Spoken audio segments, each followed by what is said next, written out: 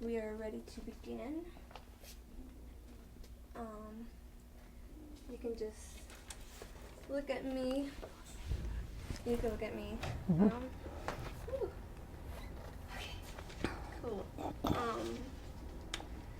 So yes, thank you so much for doing this for me. I guess we can begin just about just telling us about the history of McNeil's, like when it came about, going back even to when you had a grocery store, and also maybe about your marriage with Charlie and how y'all two. Both of our families were in the grocery business early on in the 1920s here in Denton, even on the same street, Elm Street, both grocery stores. But in the latter part of the 20s, when the Depression happened, both grocery stores had to close. What were their names?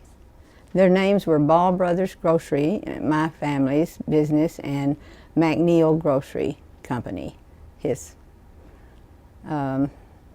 So they had to scramble around to try to find a way to make a living during that time, and my family went from town to town in Texas and bought bankrupt furniture stocks and had a sale, and then at the end of that brought the furniture back to Denton and opened a furniture store here. Right down here in the Opera House building is where the furniture store was located right at first.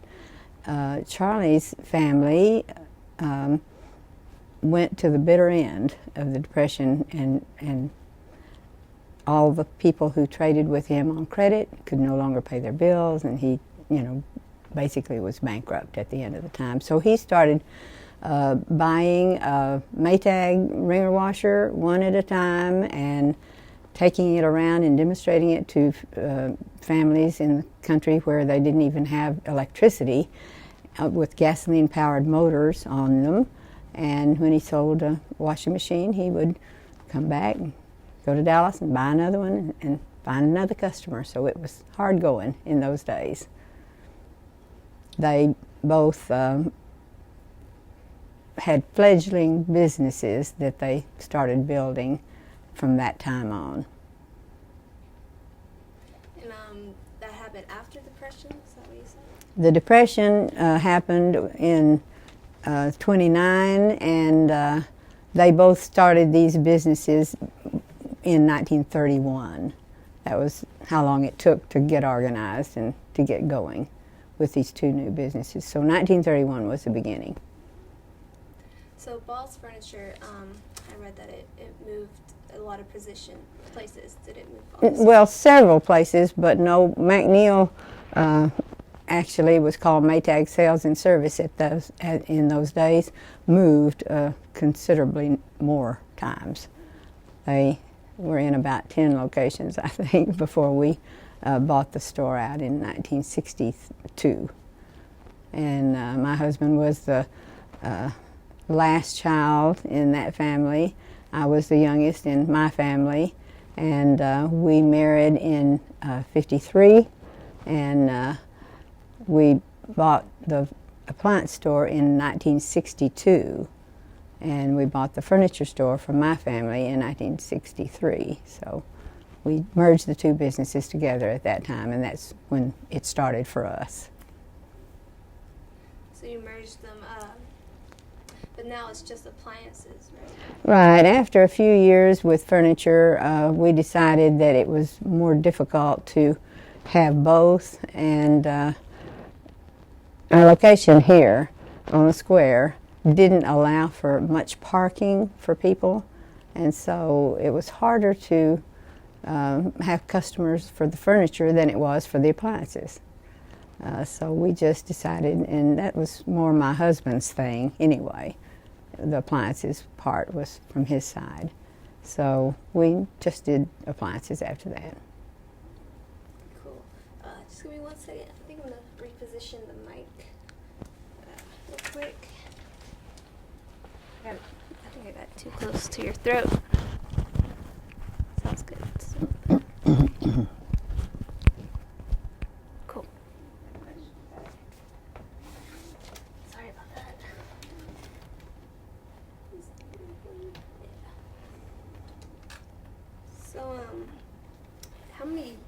how many years total has McNeil's been running? 83 years. Wow.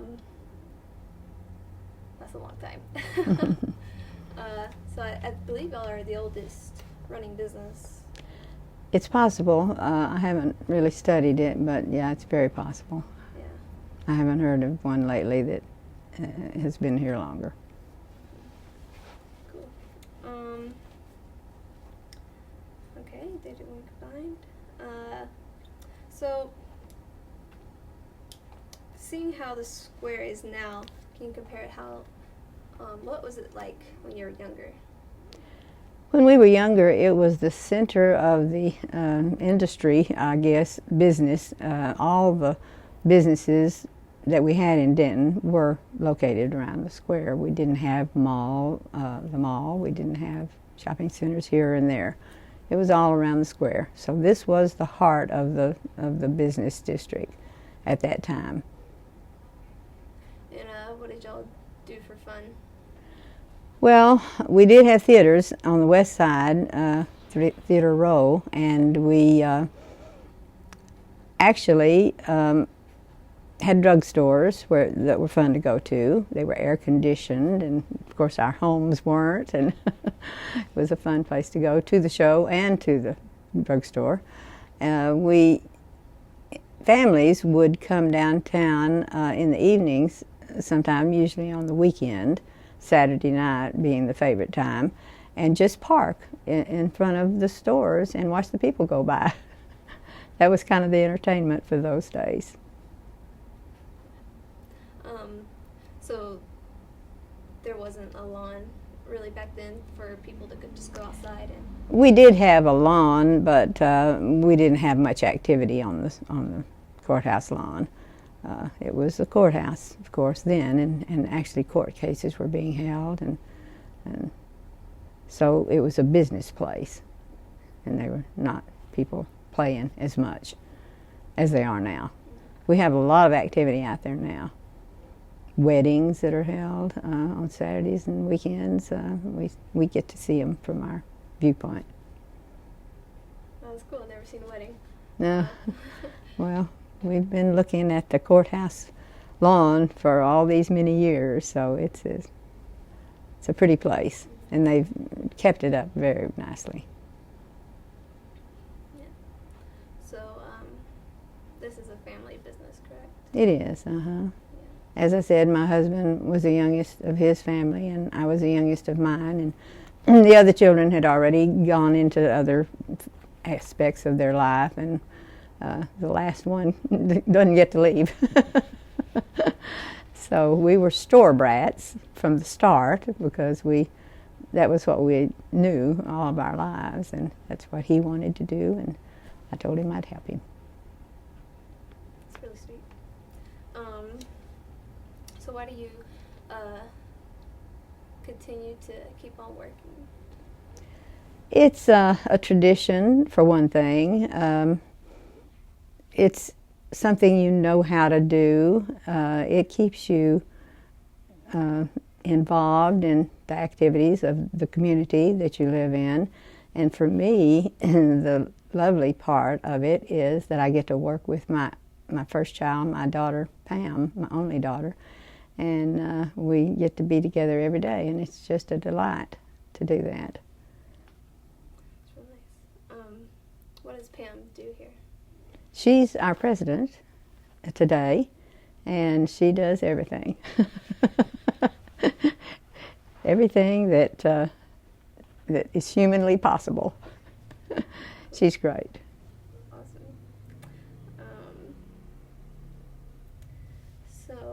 Going back to the square, you mentioned before it was a lot dirtier.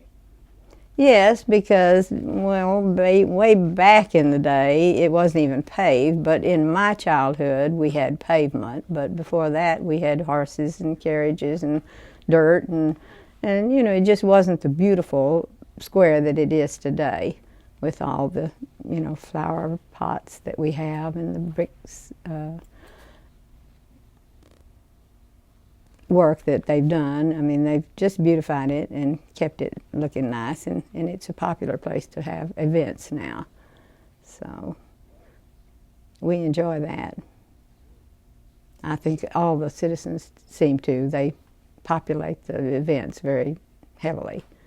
So we've done good. The city's done good. The Main Street organization works on it hard. Are you part of the Main Street Association, or do you know? We are. What do you do in there? Oh, we just do whatever they are doing. You know, they were going to have this promotion or that promotion or this activity and another thing, and we just join in and invite our customers to come. And we had the Fossil Fest, you know, in the fall, at Christmas time, and it was lots of fun. And we're having a spring thing now, so it's something all the time. You go to these events yourself? Well, just in the business, you're in the event and you have the customers coming in, so we can't go too much, but we do go a little bit if we have some free time.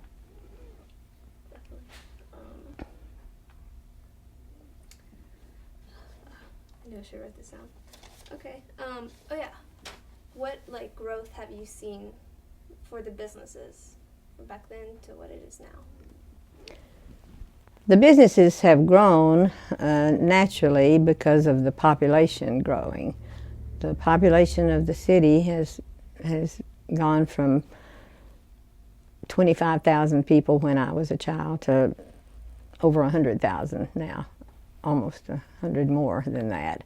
So naturally the businesses have grown too with that. I don't know which came first, the chicken or the egg, but I expect that it will continue to grow.